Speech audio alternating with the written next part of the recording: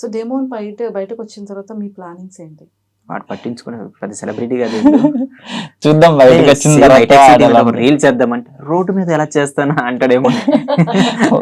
జనాల చెయ్యొచ్చు, వాడికి చేయాలనిపిస్తుంది, కానీ ప్రెసెంట్ ఉన్న ఫేమ్ బట్టి అక్కడ క్రౌడ్ వస్తారు, పక్కా వస్తారు. ఇక్కడ నుంచి నెక్స్ట్ నుంచి స్టూడియోస్ మంచి కొన్ని స్టూడియోస్ లో వేరే వేరే places లో. జస్ట్ లిటిల్ బిట్ చేంజ్ చేస్తాం. చేంజ్ చేసుకోవాలి.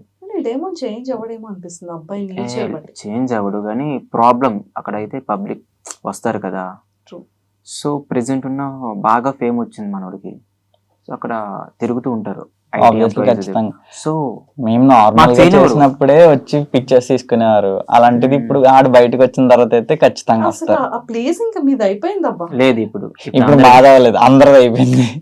ఆ ప్లేస్ ని మేము ఫేమస్ చేసాం. ఆ ప్లేస్ చాలా వైరల్ అయ్యి బాగుంది కదా.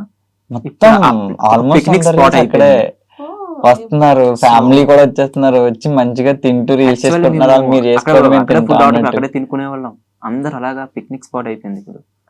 కానీ ఇప్పుడు మాకు ప్లేస్ లేదు అక్కడ చేద్దామంటే, రీల్ చేస్తామంటే వెనక ఎవరో చేస్తుంటారు.